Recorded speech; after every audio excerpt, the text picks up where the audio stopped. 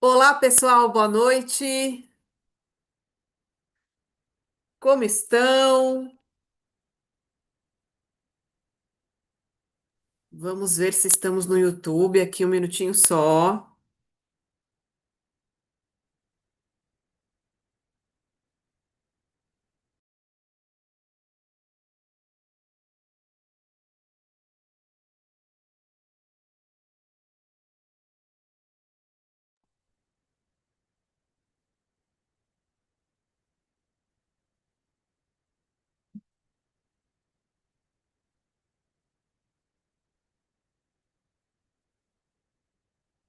Muito bem. Só aguardar o professor Paulo entrar novamente. Espero que vocês estejam bem. Hoje é a última reunião do Geneumo do ano de 2025. O que que é Geneumo? É o nosso grupo de estudos em neurociência do movimento, um grupo de estudo do Instituto Fisioterapia Liberta. Hoje é um tema denso, tenso. Nós vamos falar de estresse, nós vamos falar de esporte, de desempenho, um monte de coisa. Não menos importante, porque atualmente, hoje é dia 29 de dezembro. Então, alô, você que está sem fazer nada, não está estudando, está tranquilo, tá de boa, tá na piscina, no mar, na areia, deitado, assistindo séries da Netflix. Aqui nós vamos para a nossa última reunião do ano e que nós estamos também gravando para você que vai assistir depois. Então, você que está depois, meses depois, semanas depois, anos depois, querendo aprender mais sobre neurociência do movimento, que é neurociência complexa, tá? Para gente grande aqui, do controle do movimento humano, você está no lugar certo. Instituto Fisioterapia Liberta, e nós estamos muito felizes por estarmos fechando esse ano, que é um ano de estreia do Geneumo, que foi um ano de estreia desse grupo de estudos, que foi um ano bastante produtivo, muito enriquecedor, e que nós estamos aí na nossa 14ª reunião. Antes de mais delongas, sem mais delongas, eu vou passar a palavra para o professor Paulo para vocês. Boa noite, professora Cíntia. Boa noite a todos que estão assistindo, né? Futuramente estarão assistindo esse vídeo. Já tem umas duas, três aulas que eu não compareço às aulas aqui por conta de compromissos profissionais que não consegui fazer com que os horários batessem para estar junto com vocês e com a professora doutora Cíntia. E eu quero também pedir desculpa para vocês por estar hoje apresentando com a máscara aqui a aula, porque eu estou com um curativo na boca, então para proteger o curativo e poder, eu diria, aparecer melhor para vocês aqui diante da câmera, eu estou usando máscara, mas não fiquem preocupados que não é nada muito grave, não, tá? Então, estamos começando aqui mais uma aula de hoje, um prazer estar aqui de novo com vocês. Estamos aqui para retomar essa aula, né? A 14ª aula do Geneu, do nosso grupo de estudo, a última aula do ano, como a professora doutora Cíntia falou, né? Foi um prazer imenso ao longo desse tempo todo ter esse convívio com vocês, trabalhar junto com a professora doutora Cíntia diante de temas tão importantes dentro da fisioterapia, dentro de quem, né, da vida de quem estuda o movimento humano e faz com que a gente, entendendo melhor o movimento humano, a gente consiga fazer melhores abordagens no nosso tratamento, né? Mas a gente vai falar um pouquinho mais para frente na aula aqui, durante a aula, assim que tiver essa pertinência. Mas é mais para dar essas boas-vindas aí, dar boa noite para todo mundo. E vamos começar, né, professora doutora Cíntia? Vamos começar. Sem mais delongas, vamos lá, gente. Então a gente vai para nossa última reunião. Qual que é o tema de hoje? Tomada de decisão sob estresse. Tomada de decisão sob estresse, nós estamos dentro do universo maravilhoso da neurociência cognitiva, mais especificamente falando em desempenho, falando em performance. Nós estamos no capítulo 3 do livro Aprendizagem e Performance Motora, do Schmidt. Então, lembrando que o grupo de estudos em neurociência do movimento, nós iniciamos esse grupo de estudo com um estudo baseado na obra. Sabe aquela novela que é baseado na obra? né? O Harry Potter, que é baseado no livro do Harry Potter e tudo mais, é a mesma coisa. Então, aqui no grupo de estudos, temos comentários, conceituações, reflexões, tudo mais, baseados na obra do Schmidt, Aprendizagem e Performance Motora. Vamos lá. Vamos compartilhar a tela, abrir a aula de hoje.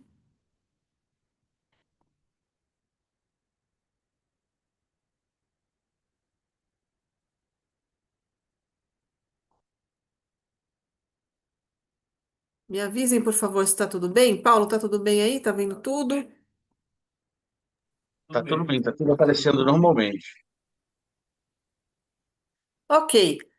Então, para revisão, né, sobre o que que é o geneumo, de novo, aí você que acompanha a gente vai falar, mas de novo, e eu falo de novo.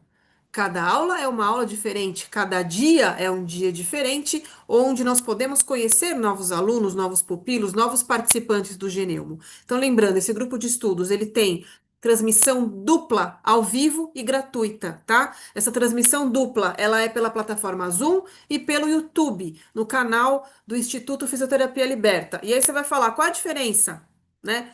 Sempre perguntam qual é a diferença. A diferença é que, pelo Zoom, você, aluno de curso, nossos cursos de extensão, pessoas, estudantes de fisioterapia, estudantes da área da saúde que querem e precisam ter um comprovante de horas de participação, pelo Zoom, aos inscritos, nós fornecemos esse comprovante.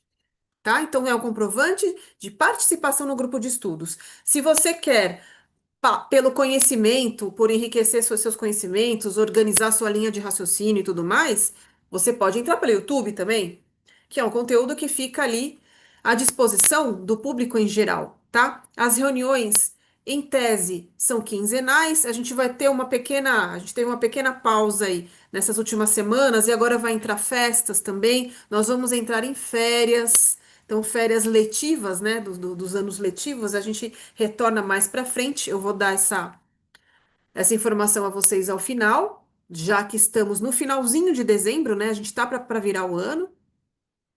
Às 20 horas, aberta ao público para estudantes e profissionais de saúde e o certificado é para quem está inscrito. Aí você fala, mas como é que é a inscrição? Nas nossas redes sociais, no nosso site, tudo isso tem lá o link para a inscrição no Geneumo, tá? Então, para quem está conosco ao vivo, a cada 5 reuniões, não necessariamente precisam ser seguidas, pode pular a reunião, né? Mas vocês tendo 5 datas que vocês estavam com a gente ao vivo presentes, vocês solicitam depois, vocês recebem por e-mail uma solicitação onde vocês pedem o certificado de vocês, emitido pelo Instituto Fisioterapia Liberta, tá bom? Então, aqui lembrando qual é a nossa obra base, aprendizagem e performance motora, que eu já estava falando sobre ela. E vamos adentrar o nosso assunto de hoje. Eu vou fazer uma recapitulação do que eu estava falando na outra aula, na reunião número 13, onde a gente estava falando do foco de atenção para o movimento. Vocês lembram? Então, qual era a essência da aula passada? Que tudo é relativo. Assim dizia Albert Einstein, né? O timing do movimento, ele é relativo. E essa questão do foco atencional é relativo também.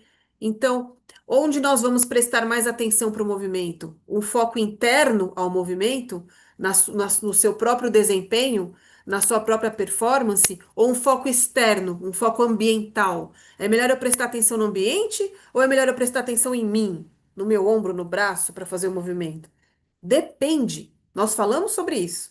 Se você gostou do assunto e quer saber mais, vai lá na aula número 13, reunião 13 do Geneu, tá? Então, tudo é relativo, assim como são todos os parâmetros que regem o movimento humano, eles são relativos, porque eles dependem de inúmeros fatores e dependem de muitas características que nós vamos citando ao longo das aulas, né, para você construir o seu raciocínio clínico. E aí, diante disso, vocês lembram, então, falando do foco de atenção? Vamos aqui, vou tirar o som, deixa eu ver se eu tô com som aqui, peraí.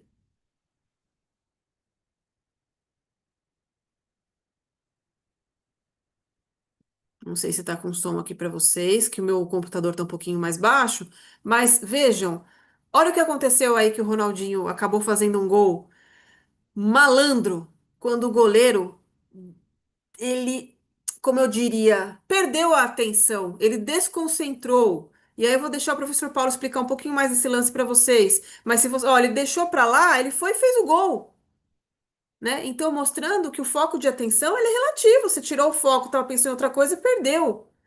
Então, ele é muito bem moldado pelas nossas funções cognitivas.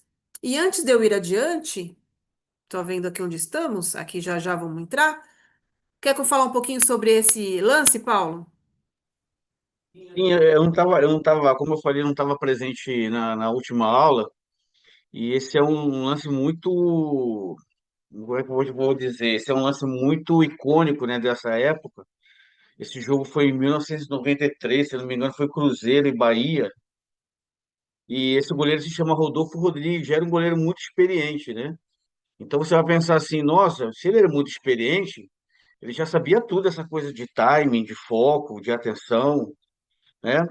Só que assim, são algumas coisas que vão além, né, dessa visão que a gente tem do erro dele, que foi pegar a bola depois, né, de um cruzamento e soltar a bola no chão sem perceber que atrás dele estava ali, né, um dos maiores, que viria a ser um dos maiores jogadores da história do futebol do mundo, né, que é o Ronaldo. Então, assim, por mais que ele tivesse essa experiência, e comparando com o futebol de hoje, em que você tem abordagens, né, diversas nos clubes, com vários profissionais falando a respeito disso, inclusive o fisioterapeuta também, né, dentro das suas atribuições que são inerentes à profissão, é importante a gente ressaltar que o Ronaldo ele foi além dessa esperteza, ele o tempo todo mantendo a atenção no lance, o tempo todo atento à reação do goleiro, ele não sabia né, o que esperava, que ele podia esperar, né, nesse lance aí, logicamente ele ficou, né, tanto é que ele fala, nossa, vocês viram isso? Vocês viram aquilo ali? É diferente de quando você, como a gente fala no futebol, que um centroavante, um jogador está sempre esperando, né, o goleiro dar o rebote para ele, né, uma possibilidade de rebote. Esse time, ele está ali atento a tudo que pode acontecer após um chute para ele pegar esse rebote. Então é isso que a gente utilizou esse vídeo para poder sinalizar isso. Lógico, tem outros tantos lances ao longo da história, não só no futebol, como no vôlei, no basquete, mas a gente trouxe esse lance aí que é bastante icônico, lógico, é do futebol de 32 anos atrás, mas que ilustra bem essa aula que a gente trouxe na semana passada, né, professora doutora Cintia? Exatamente.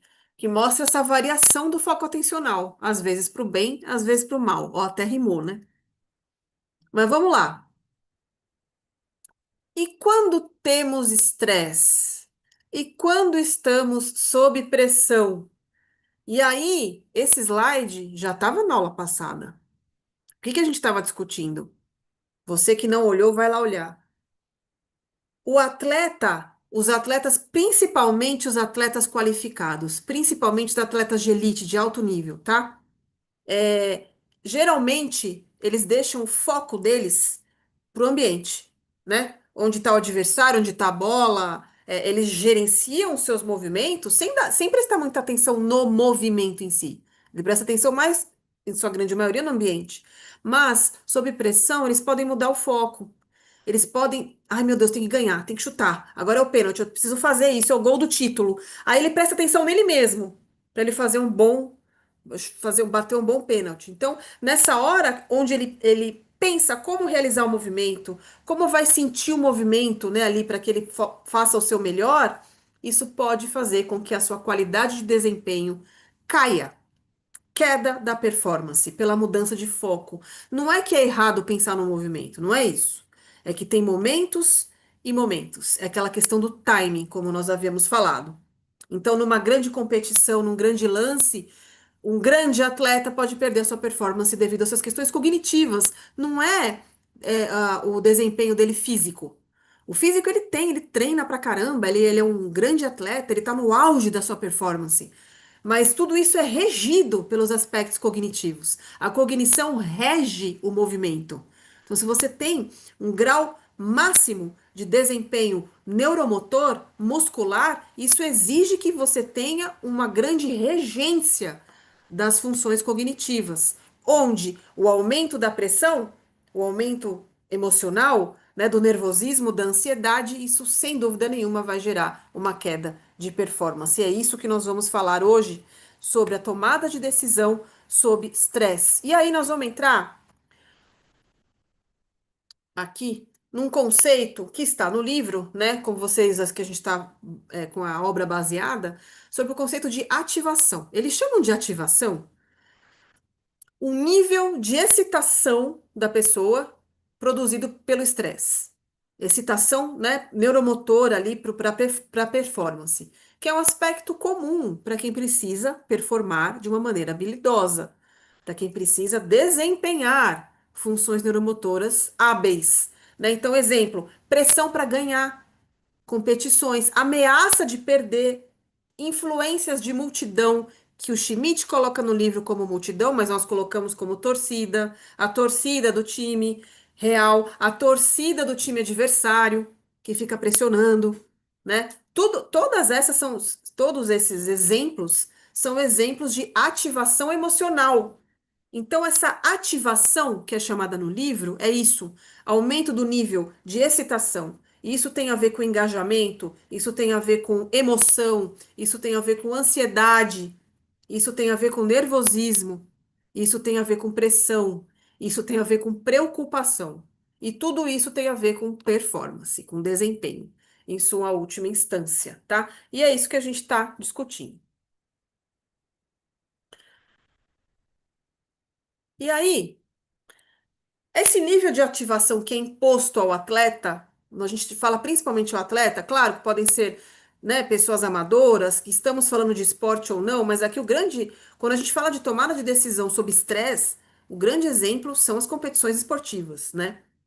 Então, principalmente para decisões onde essas tarefas exigem muita velocidade, se o atleta depende de velocidade e de precisão, ele sofre mais em relação a essa questão da pressão. Por que que eu tô falando?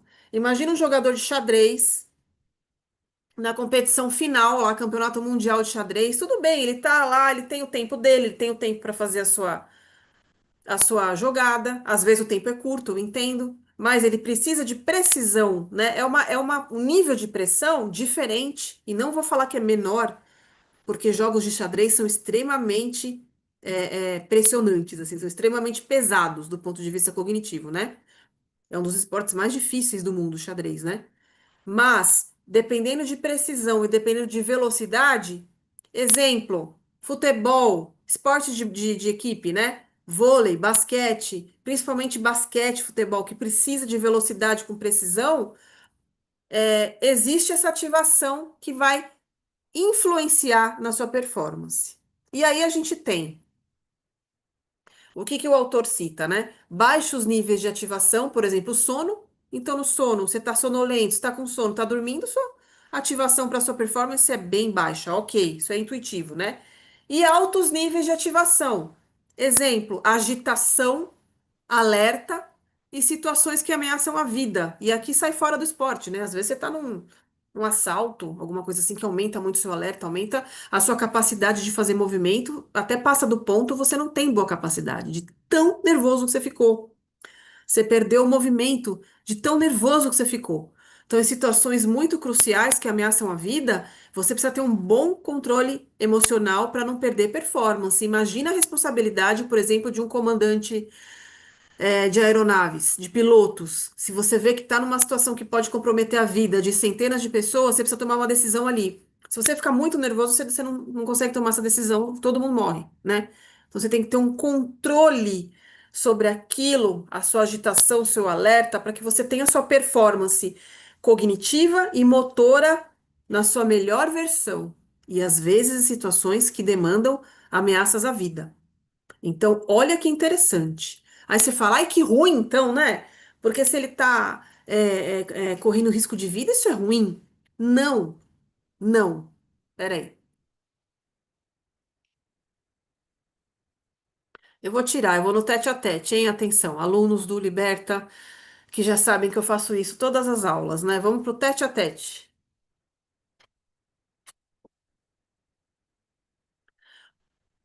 Quando a gente fala que o nível de agitação, de ansiedade, de nervosismo, de preocupação, né, de estresse em geral, prejudica o desempenho, a gente precisa descer um pouco mais o raciocínio no sentido de considerar que essas questões não são ruins. Aí você fala, prejudicar o desempenho é ruim, estresse é ruim. Peraí, não é bem assim, tá? O hormônio do estresse, que é o cortisol, é ruim. A adrenalina é ruim, né? Aquela adrenalina, descarga adrenérgica fora da hora, pode levar a crises de ansiedade. Entendo. Que horrível. Peraí, vamos pensar com calma, que é o seguinte, que tem o grande segredo fisiológico aí do organismo, que o segredo que o segredo é o equilíbrio. Um pouco do hormônio do estresse é bom, um pouco de adrenalina liberada é boa, tá? Por quê? Porque são formas fisiológicas que o corpo lança a mão para que você consiga passar por essas questões. Então, passar por situações de estresse, vai chegar uma prova de vestibular, o Enem, eu vou me apresentar no palco, meu primeiro paciente vai chegar, né? O meu primeiro emprego, eu vou ter uma entrevista. Essa ansiedade, essa expectativa, ela é boa. Ela é fisiológica. E você ter uma adrenalina que vai liberar naquele momento, que vai ativar o seu sistema nervoso simpático, aumentando a frequência cardíaca, né? Aumenta a sua respiração, te dá energia e te dá disponibilidade biomecânica, disponibilidade fisiológica para que você possa passar por essas questões. Então, esses hormônios, tanto o cortisol, por exemplo, como a adrenalina, como hormônio, eles são fisiológicos coadjuvantes do nosso dia a dia. É o que eu falo quando eu comento sobre ansiedade. Aliás, fazendo aqui já uma. Tirar essa flechinha aqui. Já fazendo um link com o meu curso Neurociência das Emoções. É curso livre. Tá lá no site Instituto Fisioterapia Liberta, dá uma olhada lá. Eu comento sobre ansiedade e nós falamos sobre isso, né? Que a ansiedade tem a sua questão benéfica. A questão é quando passa do ponto, é quando chega fora da curva, quando está em excesso. Então é a pessoa que fica pensando muito no futuro, muito preocupada, muito ansiosa, muito acelerada, com uma descarga adrenérgica em excesso toda hora, full time, com acúmulo de cortisol por muitas semanas, tem uma hora que o corpo ele estoura, explode a panela de pressão. Aí vem as crises de ansiedade, vem as taquicardias, vem os mal-estares, vem os desmaios, as arritmias e tudo mais. Por quê? Porque passou do ponto. Então vamos pensar que temos essas questões de um ponto de equilíbrio fisiológico e de apoio para que você possa exercer as suas funções, funções neuromotoras e funções cognitivas. Então, essa é a questão, é o equilíbrio. Por que que eu estou falando isso? Porque nós vamos fazer o paralelo para os atletas. Então, essa questão do nível de estresse do atleta, um pouco é bom, precisa ter um nível de agitação, um nível de ativação, um nível de excitação do sistema nervoso, como gatilho até do seu melhor, como gatilho emocional e de engajamento motivacional até, para que você consiga lançar mão das suas melhores estratégias neuromotoras, de uma melhor regência cognitiva, que depende de motivação. Motivação é uma das funções cognitivas que regem o movimento, tá? A intenção e motivação. Então, tudo isso faz parte da fisiologia. A questão é quando passa do tempo, quando passa do ponto. É isso que nós vamos ver. Idem, adrenalina. A adrenalina ele é um hormônio, um neurotransmissor cerebral, e age também como hormônio, que com uma liberação dosada, fisiologicamente falando, ela ativa até circuitos de memória nossos.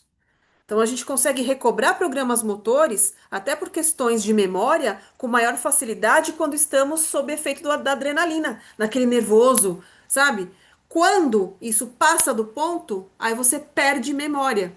A gente pode ter lapsos de memória, perdas de programas de memória, né, de recobrar memórias, porque nós estamos muito nervosos. O nervoso tira a capacidade mnemônica, que é de memória. Por isso que quem vai prestar vestibular, quem vai fazer uma prova, precisa controlar a emoção. Se não ficar muito nervoso, não consegue lembrar das coisas. Quem nunca ouviu alguma história de pessoas que estudam o ano inteiro e aí chega no final do ano na prova da FUVEST, lá da Unicamp, sei lá, das faculdades, no Enem, esquece. Ah, mas eu sabia. Não lembrei na hora. Por quê? Nervoso. Então tem aquela dose, que é uma dose terapêutica fisiológica da adrenalina, do cortisol, do estresse em si, dentro de um parâmetro funcional para que nós possamos recobrar o nosso melhor. Se não tivesse estresse, se não tivesse ansiedade, nada, se você está tranquilo, você não está preocupado, não estou nem aí, a gente não recruta o melhor. Mesmo que você fale, ah, mas eu faço sempre o meu melhor. Eu sempre dou 100%. Eu sempre entrego tudo. Não é a mesma coisa, porque é psicológico, gente. Até se recobrar é psicológico. Igual você vê, vou dar um exemplo. Uma quarta de final de Copa do Mundo e uma final da Copa do Mundo. Pensa um pouco aí. Tem diferença. Agora eu vou dar um outro exemplo. Uma quarta de final da Copa do Mundo e um amistoso. Hum, Será que os jogadores dão o meu melhor, dão o melhor deles? Será que eles vão com sangue nos dentes, né? Sangue nos olhos, faca nos dentes que fala, né? Com aquele para ganhar na final da Copa do Mundo ou no amistoso? Então essa questão do nível de estresse, de exigência faz toda a diferença. E o professor Paulo daqui a pouco vai falar mais sobre isso. Tá? Então é isso que nós estamos dosando e organizando, que tudo depende de um equilíbrio. E é diante desse conceito que nós vamos apresentar para vocês um princípio que é o princípio do U invertido. Então a gente tem a letra U, só que na demanda de estresse é o U invertido. Eu vou falar sobre isso. Paulo, você quer comentar alguma coisa? Quero sim. Eu queria começar dizendo que, como diz um samba que eu conheço, que ele cita uma frase que é água demais mata a planta, né? Então, no futebol, no esporte de alto rendimento, é muito difícil você encontrar esse equilíbrio perfeito em que você consegue manter os atletas no alto desempenho ali o tempo todo, principalmente em competições num calendário como a gente tem, né? Aqui no Brasil, por exemplo, na América do Sul, que você tem, sei lá, tem time que vai disputar as 6 competições aí no ano. Diferente além de percorrer, né, trajetos aí, territórios e territórios aí na América do Sul para jogar. Uma hora está na Argentina, na outra está em Fortaleza, na outra vai para Colômbia, volta para São Paulo, vai para o Rio e volta para São Paulo. Tudo isso no avião, ônibus, hotel, cama diferente, né? O jogo de circunstâncias diferentes, posição na tabela, é, o desempenho no campeonato né? Pode não, é influenciado por isso na maioria dos times, tanto é que só um é campeão. Não tem campeonato com todo mundo empatado na tabela com todos os números possíveis para os 20 serem campeões, né? Então a gente tem que, até mesmo na questão envolvendo essa pressão, o que diz respeito à ocorrência de lesões nos atletas, isso favorece mais ainda, né, o aparecimento de lesões nos mais altos, nos mais variados, né, níveis e situações que a gente pode imaginar. Então, toda competição que o atleta participa, aquela que é por pontos corridos ou aquela que é eliminatória, né, como você mesmo estava dizendo, que a quarta de final de um torneio é diferente de uma final, mesmo sendo no mesmo torneio, o nível de exigência vai ser maior, porque ali uma situação vai ser eliminatória, a outra situação vai ser de quem vai levar a taça para casa. Só isso aí já faz a gente pensar, né? E isso é numa competição de alto nível. Logicamente, numa situação de amistoso, como você também citou, tem essa situação, mas também vai depender se for um Brasil e Argentina, se for uma França e Inglaterra, né, que historicamente, a Argentina e Inglaterra, que historicamente são jogos duríssimos, assim, que tem rivalidade que transcende o campo, né? Mas no dia a dia do futebol, né, do esporte de alto rendimento, quem é que não lembra dos jogos icônicos das cubanas contra as brasileiras nas Olimpíadas, no Pan-Americano da vida? Quantas vezes as meninas brasileiras perderam a concentração porque eram provocadas pelas cubanas e quando retornavam ali ao jogo, mesmo estando ganhando num determinado set, perdiam o controle do jogo e acabavam perdendo esse jogo, né? Quem é que não lembra da própria seleção feminina, que estava fechando o set com a Rússia, faltando um ponto para poder ganhar o set, ganhando, se eu não me engano, de 2-1, acabou perdendo o jogo para a Rússia e foi eliminada das Olimpíadas, perdendo a medalha, se eu não me engano. Então, assim, a gente que trabalha com atleta, a gente sempre está vendo essas nuances no dia a dia com eles, esses níveis de estresse aos quais eles são submetidos. E, assim, é uma coisa que é inerente ao esporte, né? Antigamente você tinha o resultado esportivo baseado, como é que eu vou dizer, na pressão do próprio clube ali internamente, da imprensa, que era um outro tipo de imprensa, a torcida era um outro tipo de torcida. A torcida, né, não ia pressionar jogador no centro de treinamento, por exemplo. Hoje em dia isso é bem comum, já tem um tempo que é assim, porque tem outras várias situações externas, né, ao clube, patrocinadores, imprensa especializada e a não especializada também, as redes sociais também, que os atletas. Eu estava até vendo um comentário essa semana do Rafael Veiga, que é o jogador do Palmeiras, falando que ele não estava pegando em rede social porque ele não queria saber de nada para poder manter a concentração para a final da Libertadores. Então, assim, tem atleta que consegue fazer isso. Tem outros que não conseguem. Tem outros que vivem na rede social.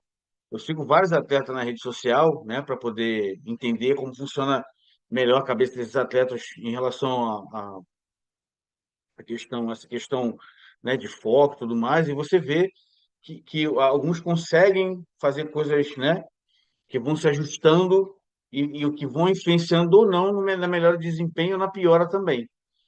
Então, assim, é bem complexo a gente poder aprender a dosar isso, porque a gente tem o jogador, o atleta que está com dor, que está com medo, né? Que está com medo de jogar, que está com medo de fazer uma dividida porque vem de uma lesão. São coisas bastante comuns, né? São criticados por, vez ou outra, né, com uma certa constância, estarem no departamento médico. Tem atleta que não quer estar ali, entendeu? Mas acontece deles, por alguma circunstância inerente ao corpo dele, à fisiologia dele, está favorecendo com que ele tenha essas lesões seguidas. Então, assim, é muito difícil ele lidar com essa pressão. No último jogo, teve um jogo recentemente que eu vi um atleta saindo porque ele lesionou o músculo anterior da coxa e ele sentou no banco de reserva e começou a chorar.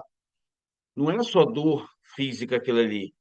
Ele ia ficar afastado do jogo, do próximo jogo decisivo. Se houvesse a possibilidade dele para a final, ele também ficaria afastado por conta dessa lesão. Então, são essas pressões todas que fazem com que o atleta se mantenha ali em nível competitivo para poder desempenhar o melhor papel, né, dentro do campo, dentro da quadra, seja no tênis também, a mesma coisa. Cada esporte tem sua característica, mas essa pressão, essa ativação, essa motivação em relação ao que ele tem que atingir de performance, né? Isso aí favorece ou desfavorece ele no movimento, né? No controle motor do movimento dele ali, nas tomadas de decisão, da manutenção do foco, né? Do estado de atenção dele que ele vai ter durante boa parte do jogo, né? Como a professora doutora Cintia falou, ele não vai só pensar no movimento dele, ele tem que pensar no colega que está se posicionando para receber a bola, ou que está, se foi marcar o adversário que passou por ele, e não foi, ele vai ter que ir, vai ter que, né, deixar de fazer certas coisas. Então, tudo isso acaba aumentando o nível de estresse, como qualquer outra atividade na vida, como a própria professora Cintia falou aí, né? É diferente do futebol festivo, como eu vi ontem, ou no sábado, melhor dizendo, em que os jogadores jogam soltos, chutam de qualquer jeito, né? Com tranquilidade, sem estresse, e mesmo assim, quem assistiu vai lembrar que o Leonardo, que jogou a Copa de 94, foi campeão pela seleção, fez uma entorse de tornozelo, um lance bobo, né? Considerado bobo, no qual ele entrou cara a cara com o goleiro, e antes dele preparar o chute para chutar, ele fez uma entorse de tornozelo e saiu do jogo.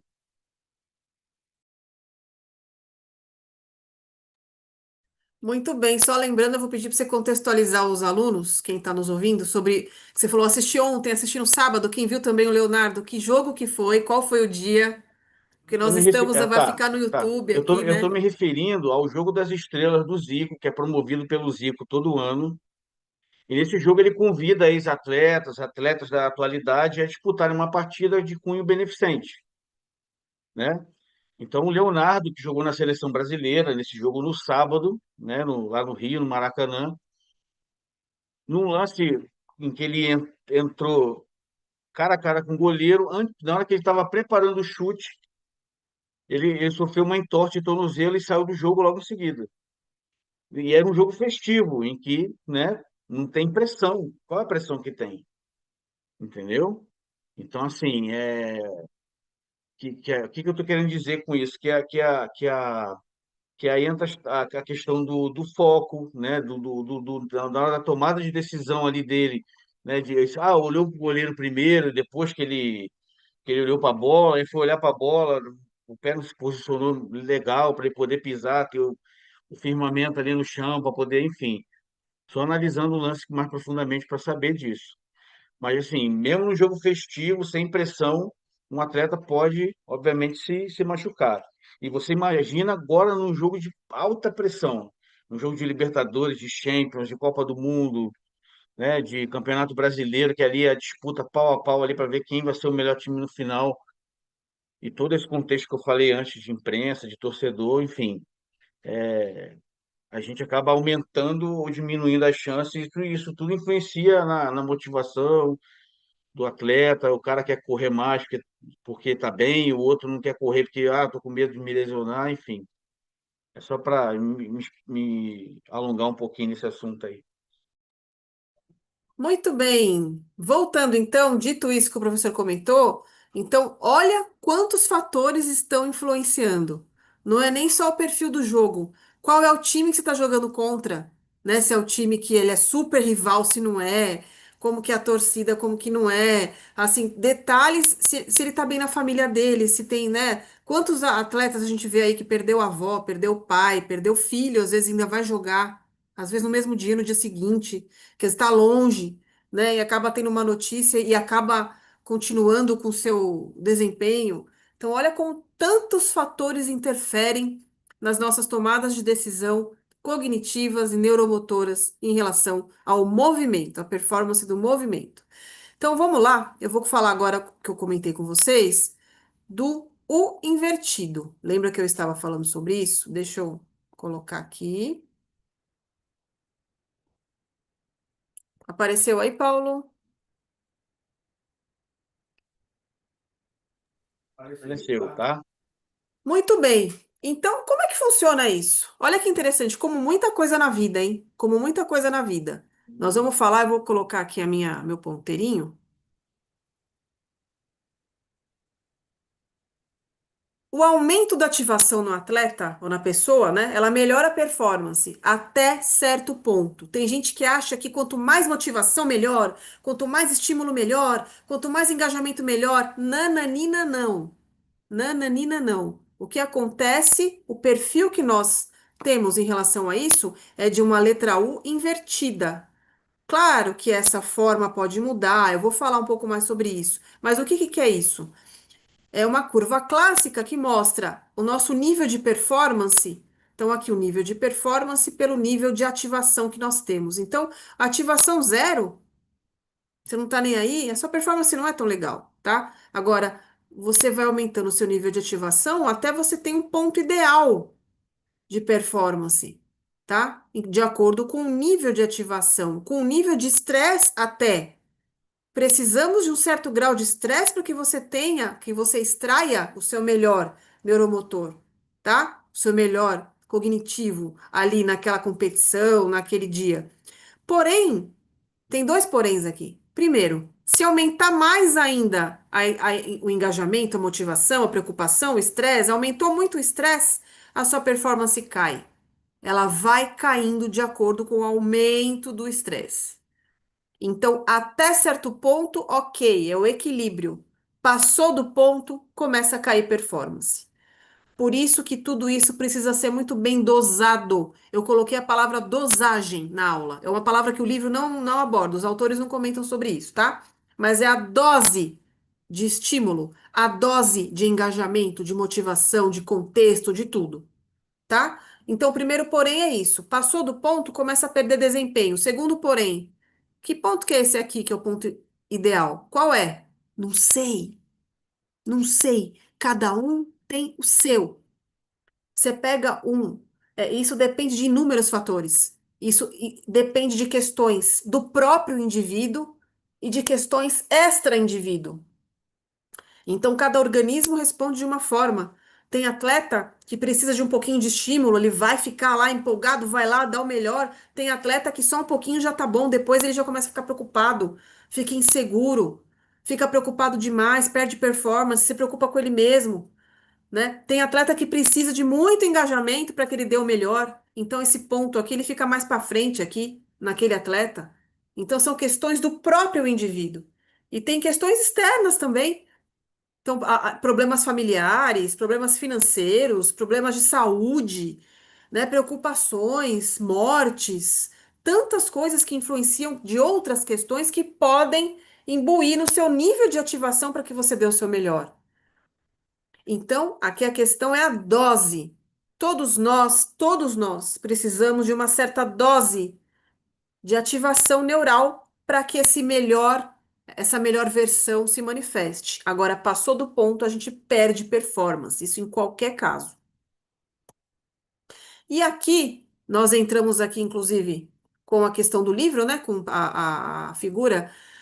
Para os alunos que estão com o livro, figura 3.8, tá? Onde a gente fala aqui que às vezes é um U, mas não é um U. Parece um U, mas aqui já não é, né? Ele não é exatamente um U, né? É uma reta e depois uma reta, mostrando aqui tarefa de arremesso, como exemplo aqui, por exemplo, do basquete, né?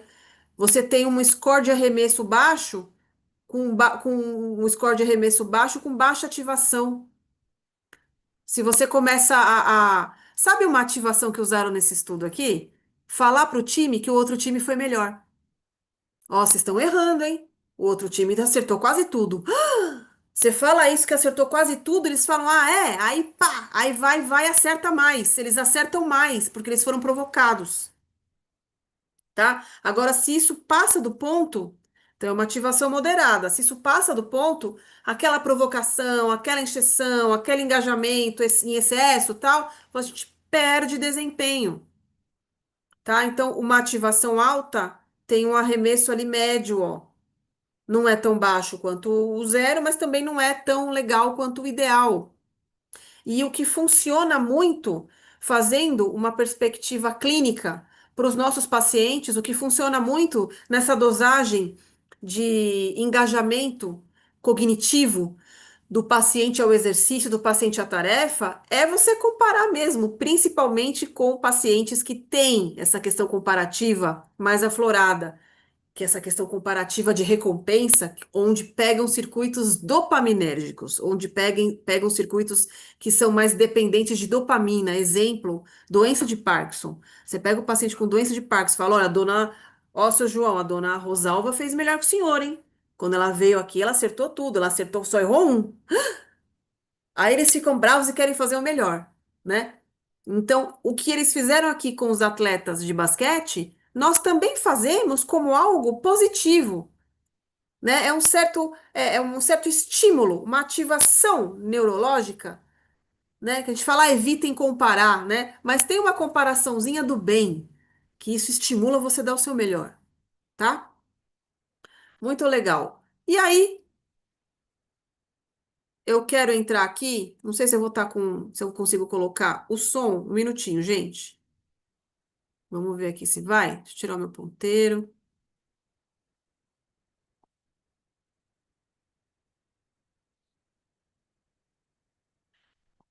Vocês estão conseguindo ouvir alguma coisa? Tá ouvindo, Paulo? Não? Então espera um pouquinho. Deixa eu tentar ajeitar aqui. Agora vai.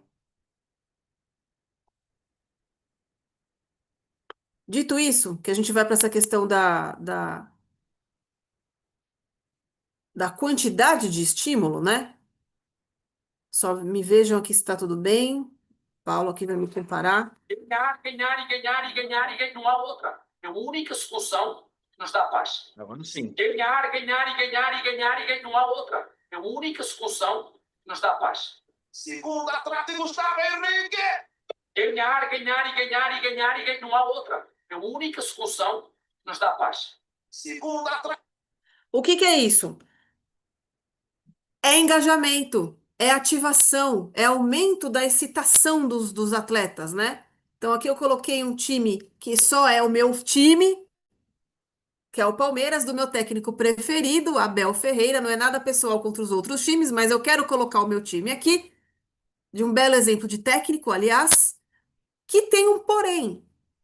Qual é o porém? É o porém daquele U invertido. Se isso passa do ponto, os atletas começam a perder desempenho. Então, aqui é um exemplo benéfico, legal. Olha aqui o discurso dele, né? Vamos ganhar, ganhar, ganhar. Isso faz parte, né? De todas as reuniões pré-jogo. Não sei se isso tem algum nome, Paulo. Depois você me fala. Não é resenha pré-jogo, não, né? Deles. Que eles vão Não, falar, vão conversar. eu não sei que momento ele está falando isso. Isso pode ser pré ou pós-jogo, né? Pode ser após uma derrota, que ele fala, o próximo jogo, vamos aguentar essa pressão, porque é assim, tem que ganhar, tem que ganhar, tem que ganhar. Ou então, assim, vem de uma derrota, e aí, antes da preleção que chama, né? Esse negócio chama-se preleção, né? A preleção. Depois são as falas finais ali que todo treinador, às vezes o jogador que puxa essa fala para poder manter a motivação do grupo. É aí que você está falando, né? Tem essa dose para você encontrar ali o atleta. No caso do Abel, ele está 5 anos no Palmeiras, então ele conhece bem, ele tem o método dele de trabalho e ele conhece muito bem. Até estou lendo o livro dele, é um excelente livro. Para quem é fisioterapeuta também, para aprender mais um pouco além, né? Da fisioterapia, entender como funciona a cabeça de um treinador, como ele vê o jogador, e isso é importante para a gente também passar a ver o jogador de outra maneira no campo, né? Para a gente entender melhor o porquê das lesões dele também. Então, assim, o Abel, ele tem esse timing, essa experiência de observar o quanto ele pode tirar de de cada atleta. É lógico que às vezes ele passa do ponto com cada atleta, porque ele também passa do ponto porque ele é um ser humano e às vezes ele está sentindo o jogo de uma maneira, tem pressão também em cima dele, torcida, diretoria, resultado e tudo mais. Então até o treinador também sofre com essa pressão. Ele não está em campo, mas é ele que monta o time, né? E isso acaba montando o time, ele acaba favorecendo ou desfavorecendo por alguma situação de jogo o desempenho do time em campo. Apesar de ter treinado e tudo mais, ter o time na mão, tem um adversário do outro lado que vai se impor, que vai querer impedir que o Palmeiras faça gol, e tudo mais. E é isso que faz parte do contexto esportivo, que é você impedir que o adversário chegue até o seu gol, a sua cesta, que ele consiga jogar a bola no chão da sua quadra, do outro lado, né? Isso que é importante falar. Então é preleção, tá? Eu precisei dar mudo aqui no meu áudio para não ter interferência, que eu acho que no comecinho, quando você começou a falar, teve interferência. Mas tudo bem. Vamos lá. Então aqui, vou colocar de novo, então, para recapitular o que nós estamos falando. De novo, o engajamento cognitivo aqui, ó. Vamos lá.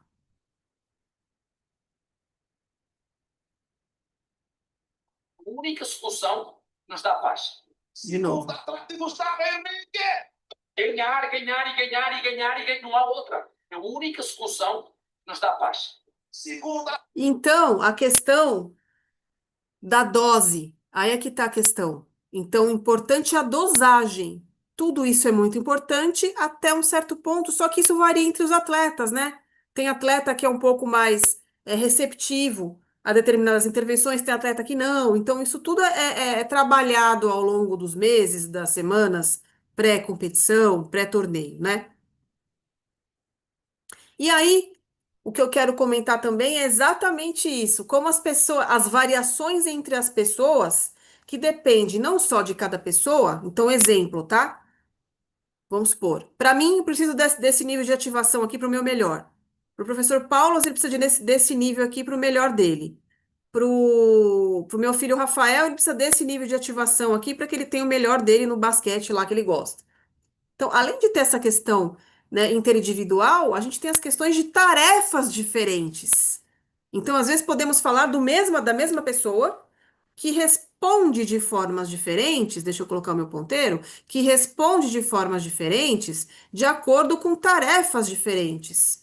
E o que que é falado que nós vimos no livro aqui, né? Vocês estão estudando conosco o Aprendizagem e Performance Motora, que nessas tarefas onde, ó, aqui então é a performance, tá? Performance precária ou uma performance boa, de acordo com a ativação, ó. Ativação baixa, performance baixa para todo mundo. Mas às vezes, com um pouco de ativação, com um pouco de estresse, você já consegue o seu melhor. E se passar um pouco do tempo, do ponto, já começa a cair, tá? Esse exemplo da curva A é o exemplo de tarefas complexas, de tarefas muito difíceis. Exemplo, colocar a linha na agulha. É muito difícil, tá? Você fala, ah, mas é fácil. Fácil para você, tá? Porque você ficar lá olhando e ali, sabe aquela coisa da precisão? Vamos extrapolar. Uma incisão cirúrgica. Um dentista que precisa colocar ali na fazer a restauração detalhes preciosos e tal, isso com pouco nível de estresse, de engajamento, já dá a sua melhor performance, tá? Então, tarefas mais complexas, com maior demanda cognitiva, o nível de excitabilidade do sistema nervoso, ele é menor para o nosso melhor. Olha que interessante, tá? Ao passo que, para tarefas menos dependentes do ponto de vista cognitivo, nós estamos aqui no C, ó, tarefas que praticamente têm um grau de cognição muito baixo, a gente precisa de muito estímulo para que esse melhor saia. E um pouco que passou do ponto já cai também a performance. Exemplo aqui, levantamento de peso, que até o próprio autor do livro comenta, né? Levantamento de peso, que se você vai levantar o peso, não posso dizer somente, mas levantar o peso, você não tem grandes desafios cognitivos para que você regule isso, né? Então você precisa de muito engajamento, muito estresse para chegar no auge, tá? E nós temos o tarefas moderadas, onde nós temos um grau que é a maioria das tarefas que nós executamos no dia a dia, que nós temos uma moderada carga cognitiva, uma moderada carga neuromotora, onde nós precisamos de um nível de ativação para que esse melhor se manifeste, apareça e passou do ponto, a nossa performance começa a cair. Estresse demais, perde performance neuromotora, tá? Posso ir, Paulo? Estamos bem aqui? Deixa eu só comentar uma coisa que assim, eu percebo assistindo a algumas partidas, o comportamento envolvendo ali os jogadores que estão em campo, os jogadores que estão no banco e o treinador, né? Então, assim, você às vezes olha um jogador que começou o jogo ali a toda, e determinado período do jogo, certo momento do jogo, ele começa a apresentar um comportamento menos responsivo, ele consegue defender, consegue atacar. Lógico que tem a questão do cansaço, da intensidade do jogo e tudo mais, mas às vezes o treinador precisa estar gritando mais com ele ali, principalmente se ele estiver passando na linha ali do lado do treinador. Do outro lado vai estar a torcida gritando, tentando incentivá-lo. Aí, às vezes, a torcida fica impaciente, o jogador começa a ter um comportamento motor errôneo, começa a errar passe. Aí erra outro passe, erra outro passe, erra um lançamento, erra um chute, erra uma tomada de decisão, entendeu? E isso tudo é o que você está falando, né? E tem jogadores com determinadas origens, características físicas, características cognitivas, uns têm mais estudos, outros têm menos estudo. Isso acaba influenciando também, né? A forma como ele compreende o jogo, como ele compreende o comportamento do que é externo a ele ali.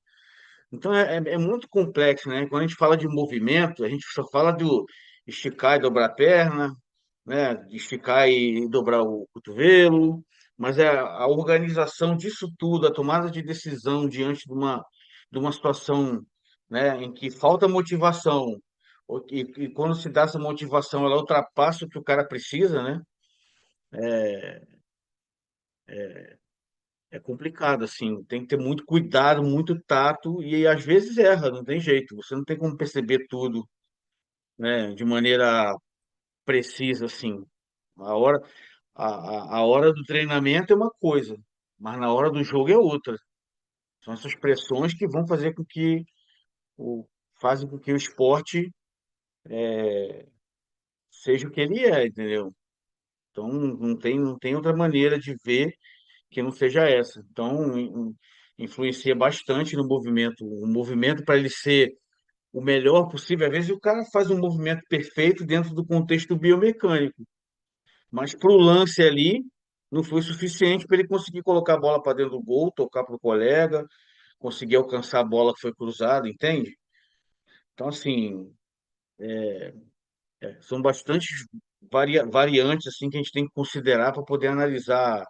Até mesmo uma questão da lesão, quando o atleta, você vai pegar o vídeo para ver, ó, o atleta fez a lesão assim, porque aconteceu isso e isso, tomar a decisão isso e isso, mas por que que foi? Aí você tem que conversar com ele para saber, né? Às vezes ele reclama, ah, tô com uma dor aqui em determinada região, e aí você tem que tentar entender o contexto em que essa dor apareceu. Então, assim, é importante o fisioterapeuta ter esse tipo de conhecimento um pouco mais aprofundado para não ficar basicamente naquela questão do lesão muscular, ruptura de tendão e ligamento, tendinopatia. A gente entender o contexto que está levando o atleta, às vezes até de maneira recorrente, está sempre presente ali no departamento médico, entendeu?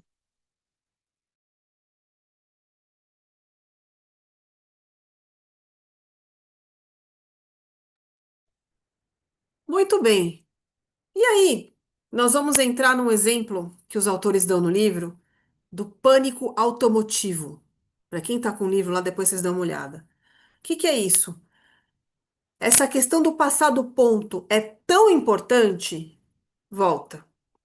Olha aqui. Essa questão do passar do ponto é tão importante que se você passa muito do ponto, você chegar aqui no nível de estresse, de excitação, de preocupação, de tudo tão grande, mas tão grande, você perde performance motora completa. Olha aqui, ó. Você não consegue organizar mais seus movimentos. A emoção tomou conta de você de uma forma tal que você volta para aqueles primórdios da fisiologia, que é o luta ou fuga. Vocês já viram isso? Que a pessoa naquele auge, ou ele luta para sobreviver, ou ele foge. Que é o que os animais passam por isso, né? Então isso pode acontecer. E aí eles citam, por exemplo, essa questão do pânico, no sentido não do pânico em si, mas um exemplo que eles deram como algo prático, deixa eu tirar daqui, pronto. Que é o seguinte, você perder, passar para frente aqui. Você perder, às vezes, o controle do carro, você tá com o carro parado às vezes, no estacionamento e você, sem querer, o carro começa a andar e você começa a andar mesmo, não é fake, não é ilusão de ótica pela janela, ele começa a andar. Vamos supor que você, né, esqueceu de puxar o freio de mão, sei lá. O carro tá indo e você quer frear, você pisa e ele acelera mais. E aí você vê que ele está acelerando mais, que vai bater na frente, e você quer pisar no freio e acelera mais ainda. E aí ele para só na parede, no poste, no guichê, ele freia lá. Graças a Deus não acontece nada, mas é o susto. E você fica em pânico, você não consegue frear o carro. O que que aconteceu? O que que aconteceu? Que você apertou o acelerador. E você não tinha percepção disso. Você achou que era o freio. Vocês já passaram por isso? Se bobear, muitas pessoas que estão me ouvindo já passaram por isso, porque isso é muito comum. Então você tem aquele pânico que vai bater, vou atropelar alguém, vou matar alguém, sei lá o quê, você aperta sem querer o acelerador. Quando o carro ele estava em movimento, ele acaba acelerando mais. Eu não estou falando na direção andando usual, em grandes vias, não estou falando isso, eu estou falando com o carro parado e que ele começa a se mover e você quer frear, acaba acelerando. Já passaram por isso? Por quê? Você não consegue, o processamento de informações e a organização dos movimentos ficam prejudicadas devido à questão do pânico. Emocionalmente, o nível de ativação neural foi tamanho que você perdeu o controle sobre seus próprios movimentos. E aí você apertou, você pressionou o pedal errado, pressionou o botão errado, e aí isso aí você pode generalizar isso para diversas tarefas do nosso dia a dia, para diversas circunstâncias do nosso dia a dia. Então é aquilo que passou do ponto. Passou do ponto de uma tal forma que a gente perde os nossos controles sobre as nossas ações. Olha que interessante.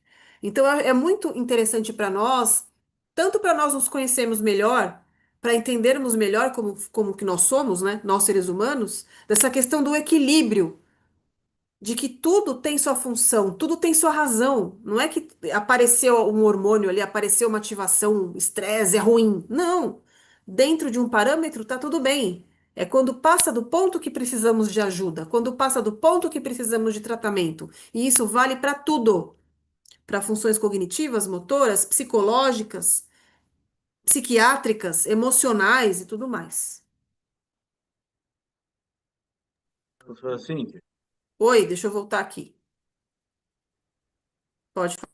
isso que você falou do pânico quando a pessoa está dirigindo e ela percebe que cometeu algum equívoco ali na direção e ela pisa fundo no acelerador. E ela tem. Essa semana eu assisti um vídeo nas redes sociais mostrando isso. Uma pessoa acabou de comprar o carro na concessionária, na hora de sair, ela errou o pedal e ela acabou afetando a estrutura do telhado, da estrutura de cobertura, né, da concessionária lá. Então, além de danificar o carro, ainda danificou a loja ainda.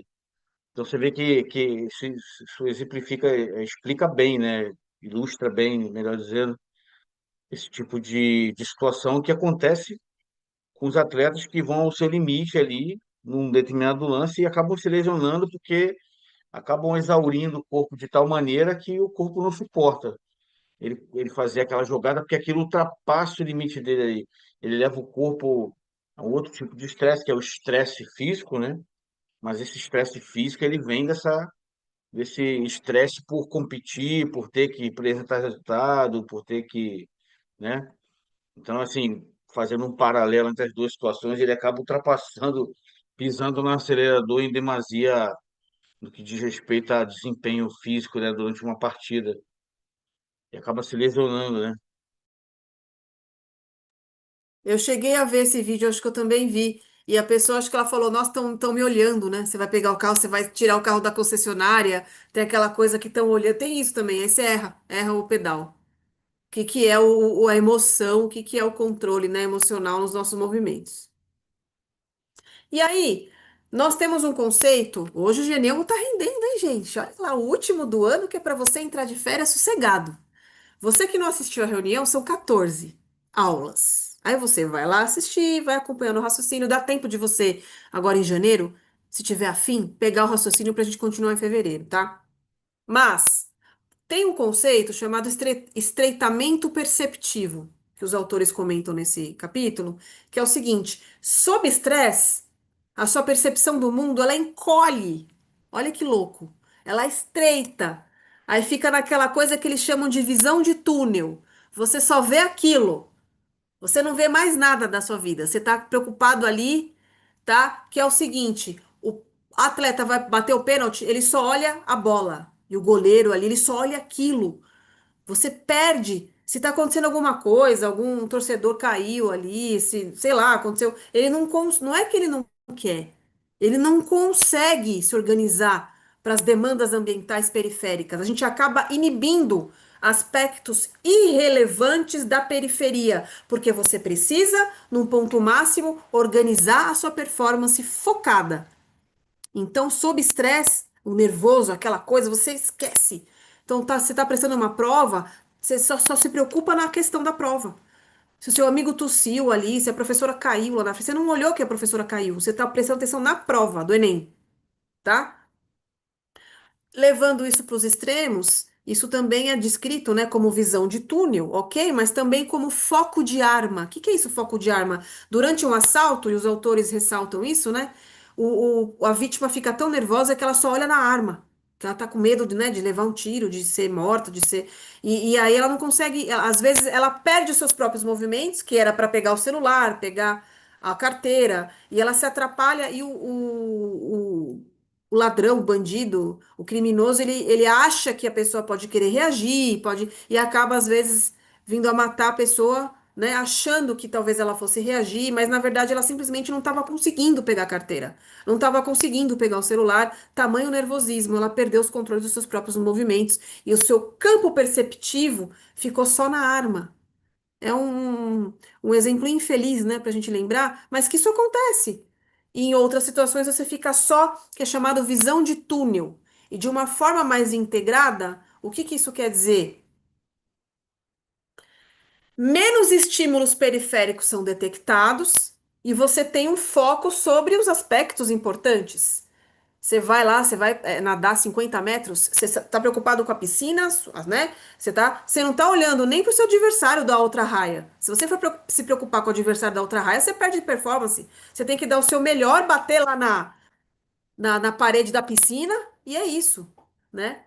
Agora, atenção à dosagem, porque assim como no U invertido, passou do ponto, a gente perde performance, nessa questão do estreitamento perceptivo do túnel também. Quando esse nível de ativação passa do ponto, esse estreitamento fica tão aumentado, olha que louco, né? O estreitamento aumentado.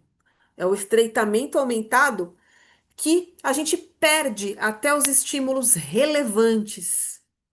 De novo, presta atenção que isso aqui é neurociência complexa. 20, 28 ou 29 de dezembro, hein, professor Paulo? A gente está fechando o ano com neurociência complexa. Presta atenção. Alô, pupilos do Instituto Fisioterapia Liberta. Olha lá. Qual é a questão? Sob estresse, existe um estreitamento da nossa percepção. Você foca no que importa e acabou. Então, estímulos irrelevantes são eliminados e você foca no que importa, no que realmente é importante, no que realmente é esperado para a sua tarefa. Porém, se esse nível de ativação passa do ponto, você ficou tão nervosa, tão nervoso, né? Você precisa fazer aquela cesta de três que é o do título do- das finals da NBA. E aí você fala, meu Deus, você não consegue. Porque o foco da realidade chegou num ponto que você, além de inibir o que não importa, você também acaba deixando para lá o que importa. Os aspectos relevantes e importantes acabam também se perdendo, se esvanecendo no ar. O seu sistema nervoso não detecta. Isso é péssimo.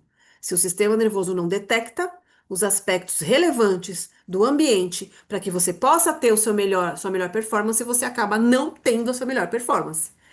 Porque nós dependemos do feedback do ambiente, nós dependemos da aferência do ambiente para que nós organizemos os nossos movimentos. Então, qual é o nível ideal de ativação? Que é o que está em verde ali, ó.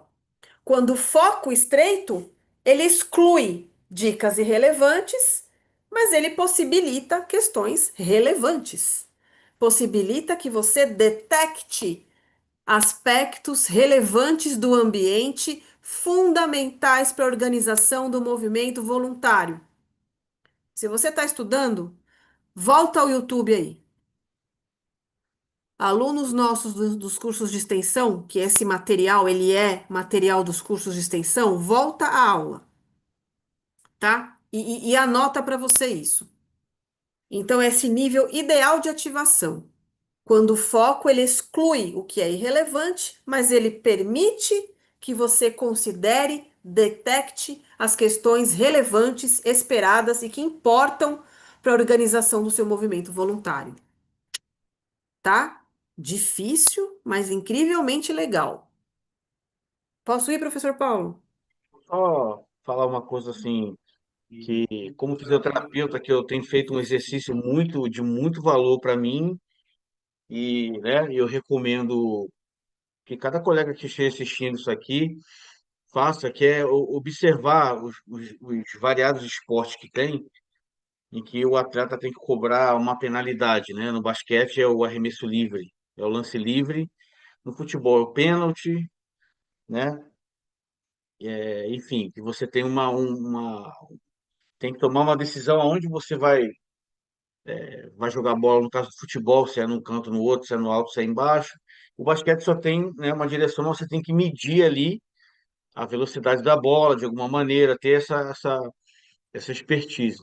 E eu lembrei de uma história que a Hortência contou falando sobre esse aspecto que a professora Cintia estava falando do entorno ali, que alguém perguntou como ela fazia para acertar o maior número de lances livres, né? Ela falou que além de treinar, que isso também já aumentava, né, a chance dela acertar lance livre, quando a torcida adversária começava a xingar, a ofender ou torcer contra, ela se fechava ali no que ela tinha que fazer, que era arremessar a bola na cesta.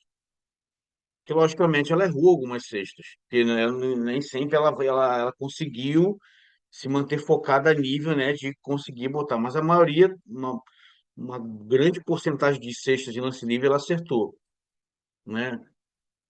Então, assim, para você ver como isso exemplifica bem o que a professora doutora Cintia está falando em relação a esse nível de atenção, de foco que o atleta tem que ter para poder se manter ali, né, motivado para o jogo, né? Se ele deixar o externo influenciar nele ali, perna de pau, ou, né, enfim, os xingamentos, ele vai acabar reduzindo, deixar esse estresse externo, além do estresse do jogo, né? Né, de ter que desviar do adversário, fazer o melhor passe, a melhor cesta, ou dar o melhor chute, enfim, defender um pênalti, né? Aquela fala do estreitamento, eu lembro do o atacante, o batedor tá ali para bater o pênalti, o goleiro fica grande e o gol fica pequenininho, né? Eles costumam falar isso. Da mesma forma deve ser o arremessador do lance livre, né? Ele vai olhar assim, "Ih, a cesta ficou pequenininha, tá parecendo um copo." Então eu acho que é bem isso, né? Por isso que ele tem que aumentar a concentração dele para ele poder ver de uma forma melhor esse aspecto do bater o pênalti, que é para ele conseguir colocar a bola no lugar certo, arremessar a cesta com mais precisão, né? Que vai de encontro ao desempenho que a gente está falando.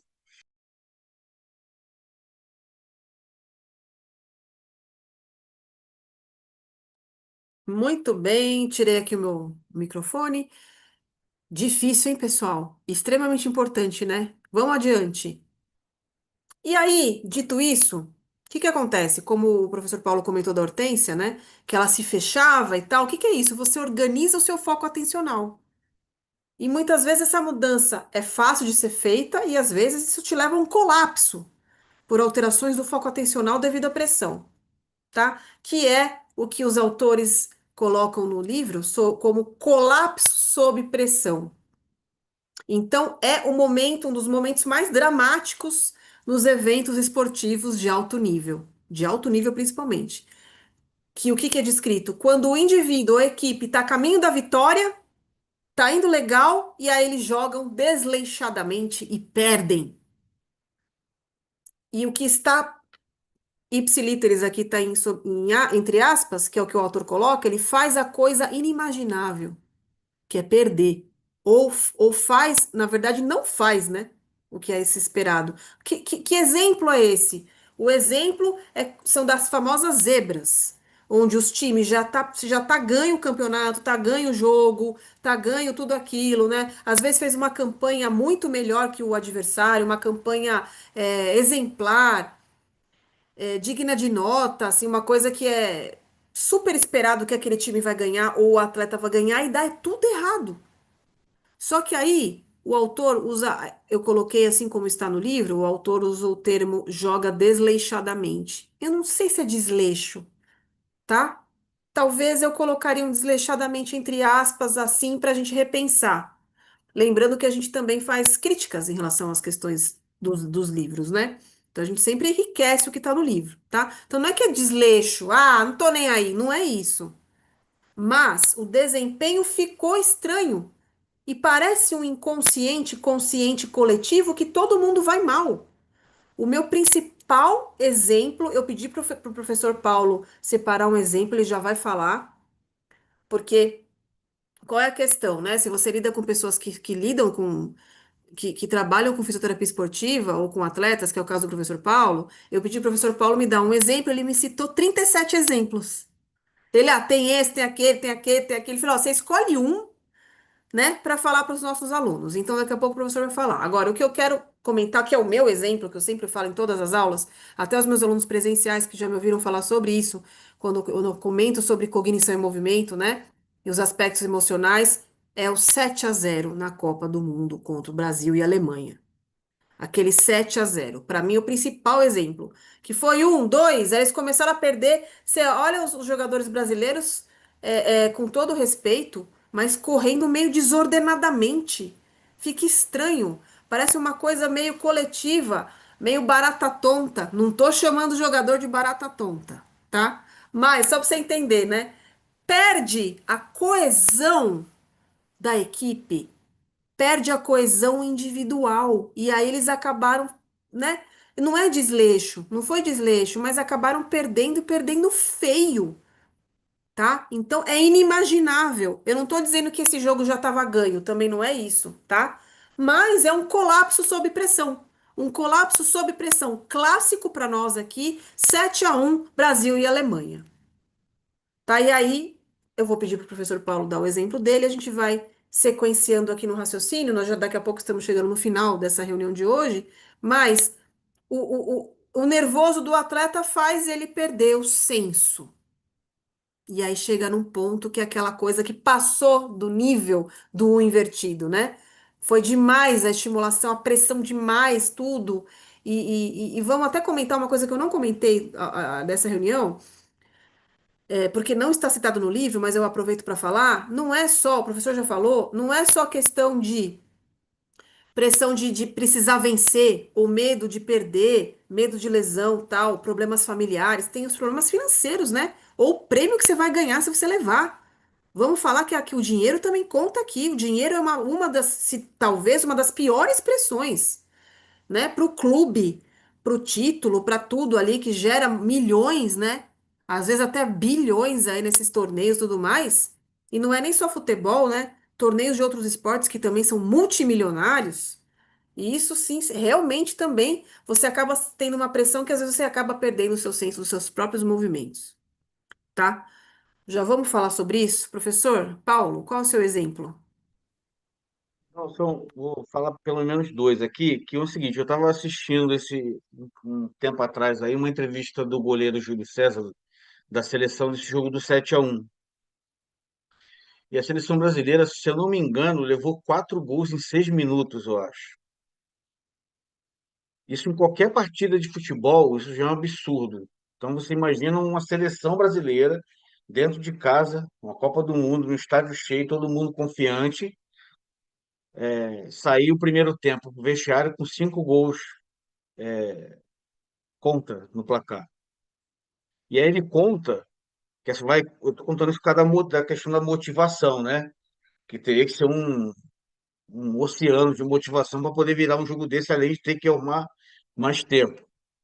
Mas ele conta que o Thiago Silva, que não estava no jogo por conta de suspensão, tentou de alguma maneira motivá-los ali, da maneira dele, ele sozinho, tentou motivar um vestiário que estava desabado, entendeu? E prova disso é que o Brasil ainda tomou mais 2 gols e só conseguiu fazer um, muito por milagre, né? Então, essa é uma questão que eu ia falar só por causa que você falou do. Parece que a coisa vai desarranjando, né? Sofre um gol, sofre outro, todo mundo se olha, e aí? O que a gente vai fazer? O que está acontecendo? Até quando você foi entender o que estava acontecendo, já estava 4. E, e isso acabou decidindo o jogo, esse estado de atenção, esse estado emocional, né? Esse estresse. Imagina se tomar 4 gols em casa em 6 minutos diante dessa torcida. Imagina o estresse que cada atleta teve e o estresse ali em grupo que foi gerado ali por conta da situação. É, e assim, a gente pode citar vários exemplos ao longo da história em que para mim, muito icônico foi a, a, a derrota do Brasil na Copa de 82. Eu sei que muita gente aqui nem era nascido, mas ele é bastante icônico porque o Brasil precisava só do empate para se classificar para a semifinal. E o Brasil jogou contra a Itália. A Itália vinha de uma campanha ruim, não tinha desenvolvido uma campanha muito boa e tudo mais. O Brasil vinha atropelando todo mundo. Então a confiança está lá em cima. A Itália vinha ali do jeitinho dela, subindo degrau por degrau. O Brasil ficou atrás do placar duas vezes. O Brasil conseguiu um empate 2-2. Faltando acho que 10 ou 15 minutos para o jogo, o Brasil tomou o terceiro gol. E quem puder assistir depois do terceiro gol, você vai ver que vem um chute, não sei da onde, e todo mundo fica parado olhando, procurando a bola, mas está todo mundo, parece que, conformado com o placar, sabe? A impressão que eu tenho assistindo hoje é que acontece dessa maneira, né? Esse gol. E isso acabou, mudando muita coisa no futebol. E você pega vários exemplos de zebras aí que um determinado time na eliminatória da Europa ganhou da Alemanha dentro da Alemanha, que você não considera. Por que que isso acontece? Por que que um time de maior qualidade não consegue se impõe de uma maneira, até às vezes fisicamente, tecnicamente, mas não consegue ultrapassar, né, aquele esforço todo que o outro lado está fazendo. Por isso que eu falo que a gente tem que considerar que, por ser um esporte coletivo, você tem um adversário do outro lado. O outro lado também vai querer ganhar, por mais que seja tecnicamente inferior. E eles vão ter as valências dele que devem ser consideradas, entendeu? E vão influenciar na movimentação do campo, no desempenho. E às vezes, num chute, numa bola qualquer, acaba fazendo o gol. Você deu 40 chutes a gol, não acertou no gol. Ele deu só um, acertou. 100% de aproveitamento que a gente fala, né? Então, assim, esses exemplos de desatenção no final do jogo, como eu citei agora há pouco, a desatenção da seleção brasileira de vôlei feminino, que perdeu para a Rússia com uma vantagem no placar de 6 pontos, tava, né? Então, assim, esse dia também eu estava vendo o jogo do Orlando Magic, se eu não me engano, o Denver, que é um time fortíssimo, e parece que o time Isso é muito comum na NBA, até. O Orlando Magic estava, não sei se era 16 pontos atrás, ele conseguiu encostar no placar e no final ele virou o jogo na última sexta. Então, assim, se você no esporte de alto rendimento não sustentar ao máximo, você vai ter a sua chance diminuída. Não significa que você ter também o estado de atenção, né, a performance ali, você pode performar bem, mas não conseguir o resultado, que são coisas diferentes. Isso tem todos esses fatores que a gente falou na aula de hoje, né, professora Cintia?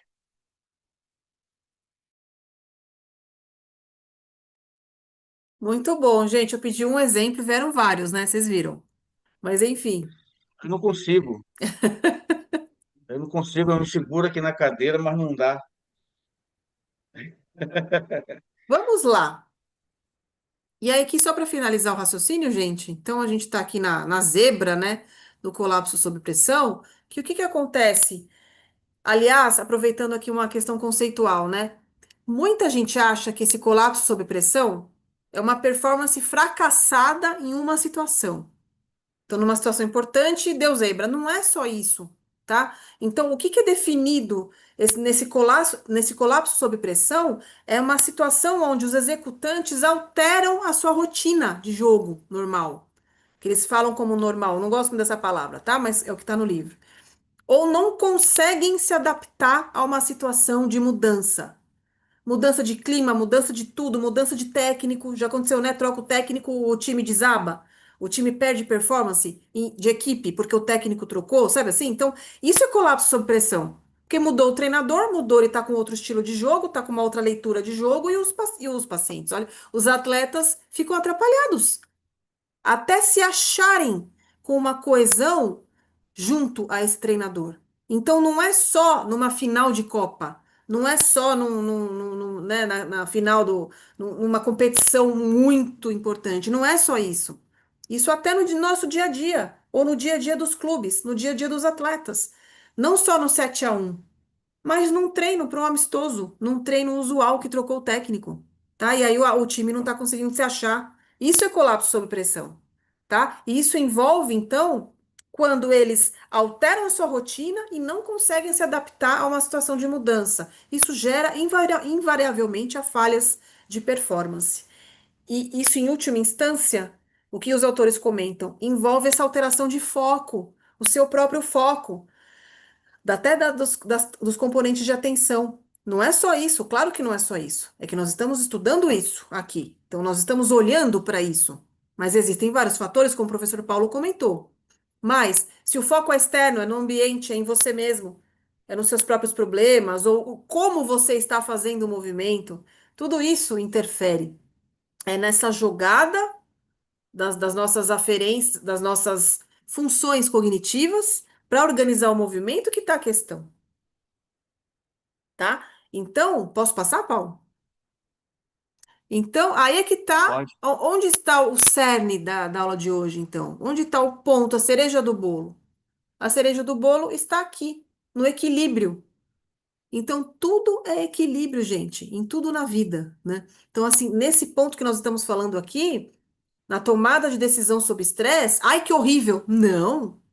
Então, espero que vocês agora, assim, tenham ampliado um pouco a perspectiva, a forma de ver tudo isso, a forma de estudar tudo isso, a forma de se conhecer, de organizar as suas próprias. Peraí, desculpem.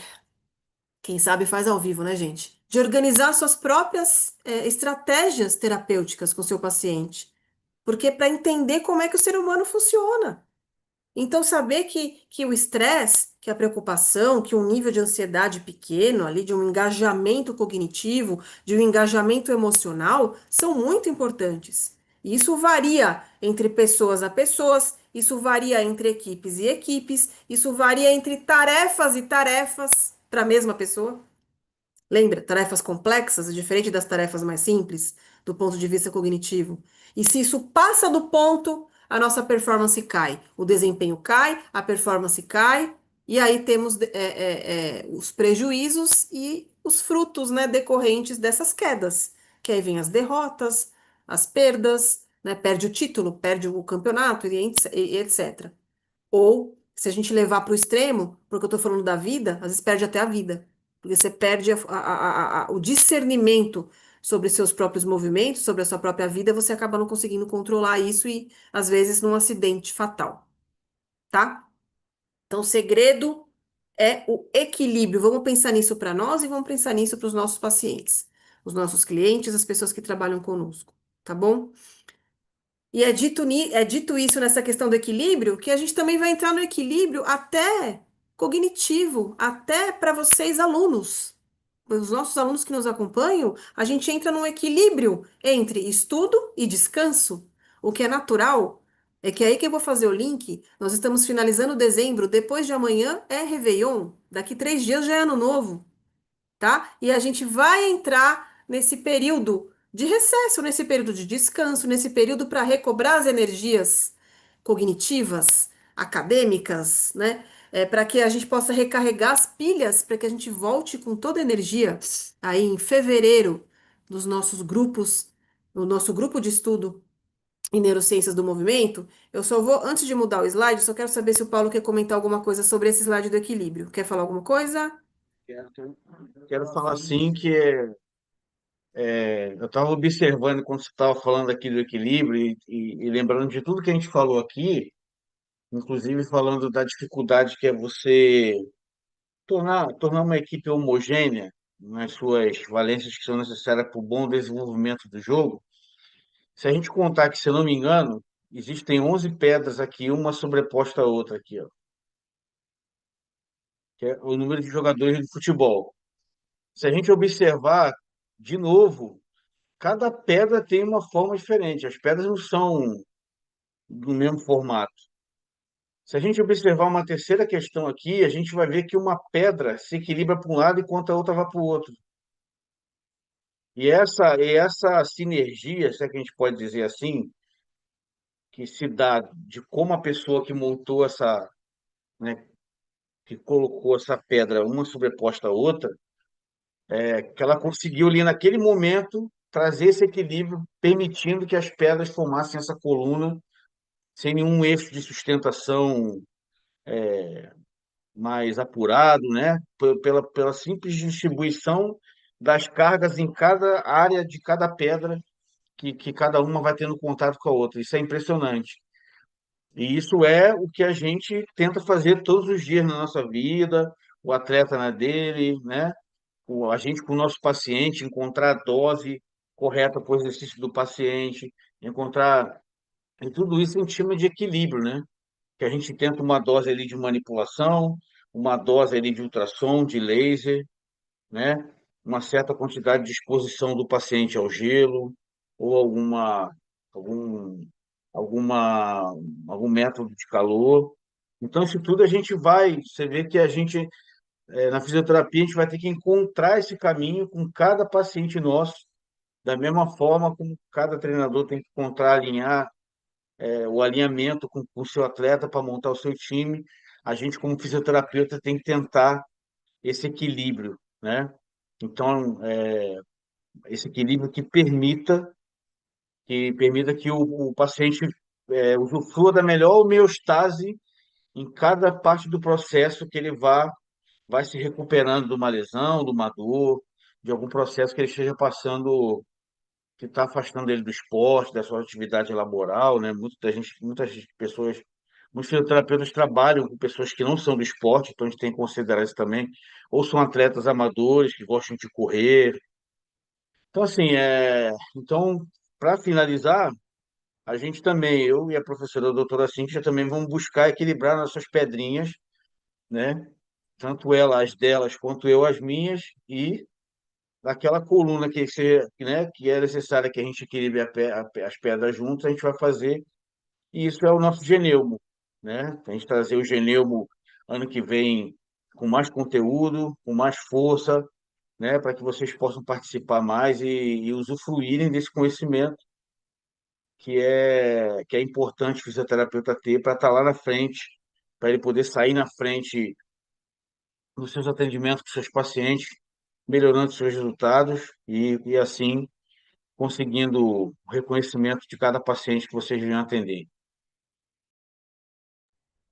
Amei esse comentário das pedrinhas diferentes. Primeiro que você teve a atenção de contar as pedrinhas, que são 11, é mesmo, gente, eu não tinha visto isso. E outra, o legal de cada pedra é uma, né? Então o paciente é único e ainda cada uma se equilibra do seu jeito, né? Perfeito isso, adorei esse comentário. Então, tem algum tipo de motivação aqui para ativar esse meu lado, mas sem levar o nível de estresse muito alto, Exatamente. para não desfavorecer o meu desempenho. Muito legal, muito legal. E aqui para mostrar para vocês, deem uma olhada na nossa casa. Que é a nossa casa onde? Fisioterapialiberta.com.br, tá, gente? Então a gente está com os cursos de capacitação, os nossos cursos de capacitação, eles são 5 atualmente, nós estamos em 2025, tá? Então, lembrando, formação em controle motor, teoria e aplicações práticas, cognição e movimento, integração e implicações em reabilitação, esses dois são abertos para profissionais de saúde, tá? Não só fisioterapeutas, estudantes. E nós temos as capacitações específicas para fisioterapeutas, exclusivas, e para estudantes de fisioterapia, que é a capacitação, vamos entrar aqui no eixo, né? Nós estamos falando da performance esportiva, então capacitação em fisioterapia no futebol, que é com o professor Paulo, capacitação em fisioterapia em demências e capacitação em fisioterapia em doença de Parkinson, essas duas comigo, onde também todos esses cursos englobam reconhecimento pelo MEC e certificação pela Faculdade Anhanguera, que é a nossa grande parceira aqui do Instituto Fisioterapia Liberta, que é o maior grupo educacional do país, né, a Anhanguera, e estamos juntos aí nesses cursos de capacitação, que são cursos de extensão reconhecidos pelo MEC. Temos cursos livres também, tá, gente? Sistemas de memória, não está aqui, mas tem sistemas de memória, controle neural da postura, o movimento humano, imersão sobre o movimento, neurociência das emoções, jornada de desenvolvimento emocional e muito mais, tá? Então, você fala, mas qual que é o site mesmo? Tá aqui, ó, fisioterapialiberta.com.br. Quem quiser falar conosco via e-mail, fisioterapialibertaoficial@gmail.com e sigam-nos nas redes sociais Fisioterapia.liberta, tem canal no YouTube, tem Facebook, tem LinkedIn, tem um monte de coisa. Vão lá atrás de nós, atrás desse conhecimento que liberta, atrás da fisioterapia baseada em evidências que enriquece e liberta os nossos pacientes, né? Eu vou, então já anotaram aí tirar foto, tá, gente? Dos nossos contatos. Para aqui e aproveitar o ensejo, então, aqui de questões práticas, antes da gente se despedir, vamos falar de questões práticas. Quando volta o Geneumo? Fevereiro, início de fevereiro, tá? Eu ainda vou ajustar com o professor Paulo uma melhor data, para a gente fazer essa data inicial, que vai ser a primeira reunião do Geneumo de 2026, se Deus quiser, a reunião número 15, tá? A aula, 15ª reunião, para o início de fevereiro. E conteúdo programático, a gente finalizou agora o capítulo 3. Coincidentemente, a gente fecha o ano, fecha o ciclo e fecha o capítulo, tá? O capítulo 3, que é o capítulo Atenção e Performance, ele foi fechado hoje. O capítulo tá incrível. São as últimas reuniões agora que nós tivemos, né? 10, 11, 12, 13. Para quem perdeu, vai lá olhar, tá tudo no YouTube. Para quem é aluno nosso dos cursos de extensão, tá na sua plataforma, no seu curso de extensão tem aí todo o Geneumo, o histórico do Geneumo para você assistir, tá? E nós vamos entrar no capítulo 4, 4, do livro Performance, Aprendizagem, Performance Motor. O capítulo 4 é para o ano que vem, Contribuições Sensoriais à Performance Habilidosa. Vamos falar de sistemas sensoriais, aí é controle motor, aí é controle cognitivo também, um monte de coisa legal. Não vou deixar cenas dos próximos capítulos, que é para vocês acompanharem a gente no ano que vem, tá? Mas é o próximo conteúdo programático das próximas reuniões do Geneumo, do início de 2026. Podemos se despedir, Paulo? Nos despedirmos deles? Ou você quer comentar alguma coisa? Não, podemos, assim, só queria chamar mais uma vez para que eles visitem lá o nosso site.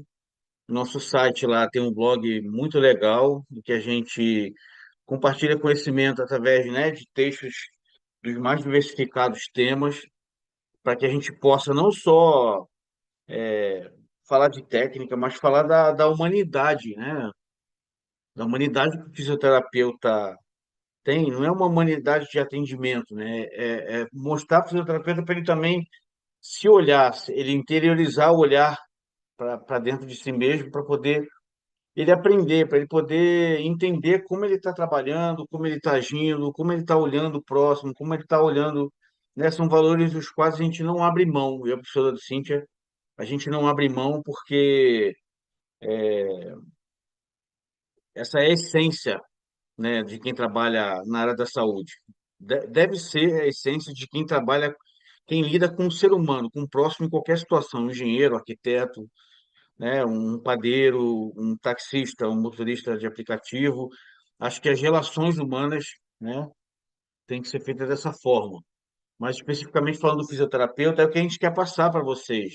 Então visitem lá, tem um blog, tem os nossos cursos, como a professora Cíntia falou, né? Tem os cursos dela, né, em que ela aborda assuntos muito específicos, né, que você não encontra esses cursos disponíveis aí de maneira tão acessível.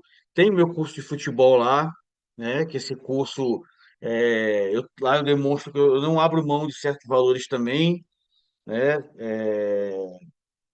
para poder orientar o meu colega que está se inserindo nesse mercado, que quer mudar de área, sair de uma área da fisioterapia e ingressar no esporte, ou aquele que está recém-formado e sempre quis trabalhar no esporte, para ele entender como funciona trabalhar no futebol, não só entender a dosagem do ultrassom, do laser, quando ele entra com exercício tal, também tem isso lá, só que a gente também fala de outras questões que o fisioterapeuta que são basilares, que elas são, para mim, fundamentais, na verdade, para o fisioterapeuta atuar no futebol.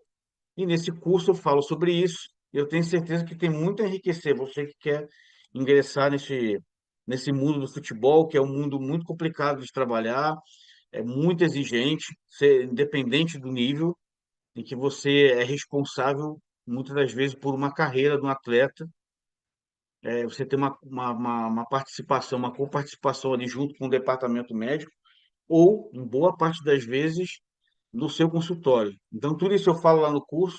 Então, vai lá, confere a ementa dos nossos cursos lá, que você vai, eu tenho certeza que você vai gostar e vai aprender muito no Instituto Fisioterapia Liberta, com a professora doutora Cíntia e comigo lá, nos nossos cursos, tanto os de extensão com reconhecimento pelo MEC, como os cursos livres na plataforma Hotmart.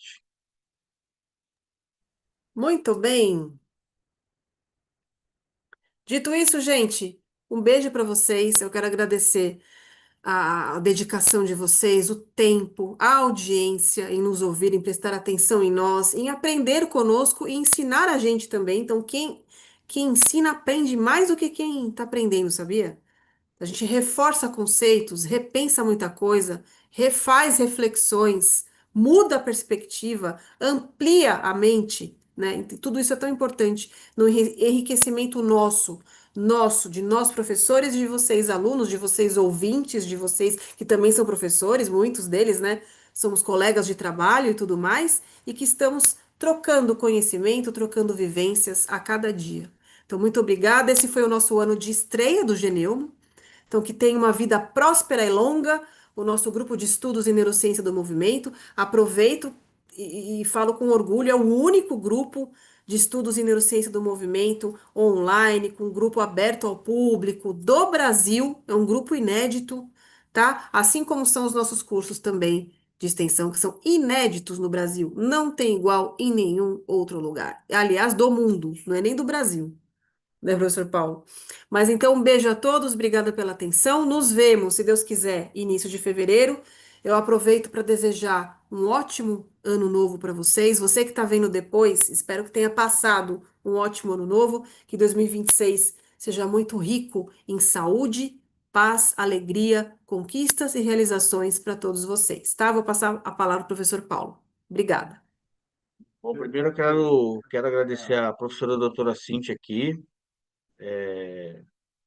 por esse privilégio de estar dividindo com ela aqui esse grupo de estudo do movimento, que é muito importante, né? Como ela bem falou, que é muito importante por tudo que a gente desenvolveu ao longo dessas 14 aulas. Então, quem assistiu a de hoje e não assistiu às anteriores, vá lá, volte, com o tempo que você tiver, assiste um pouquinho, escuta enquanto você estiver fazendo alguma coisa com tempo livre, para você poder ir assimilando isso e ter uma visão mais aprofundada. Não vou falar uma nova visão sobre o movimento, mas uma visão mais aprofundada, né? Com mais uma gotinha ali que a gente colocou na sua cabeça, com o nosso conhecimento, para você se desenvolver mais. Então, foi um orgulho muito grande esse ano para a gente ter nosso primeiro ano no Geneumo, né? A gente começou com esse propósito. E agora a gente vai, a partir de fevereiro, como ela falou, entrar no segundo ano, né? Hoje é virada de ano, a gente está na última aula, como a gente bem disse agora. Então, eu desejo a todos aí um grande ano, né? E nos vemos de novo em fevereiro, com a 15ª aula do Geneu, como a professora doutora Cíntia falou, capítulo 4, para que a gente possa continuar o desenvolvimento desse grupo e o desenvolvimento de vocês e nessa troca com vocês também a gente aprender bastante com o retorno de vocês, né? Queria agradecer também, não posso esquecer de quem acompanhou a gente aqui ao longo desse ano todo, quem está participando das aulas com a gente. Então, vocês ajudaram a gente a chegar até aqui. E ano que vem eu tenho certeza que vai ser cada vez melhor, mais gente vai chegar, e é isso que a gente quer para poder a gente fortalecer a fisioterapia. A fisioterapia, ela é uma ciência que tem que ser todo dia regada com amor e com coragem para fazer essa planta crescer aí. Feliz ano novo para todo mundo. Feliz ano novo, um beijo, gente. Tchau, tchau. Até a próxima reunião, hein? Fiquem com Deus. Um beijo, Fiquem com tchau. Deus.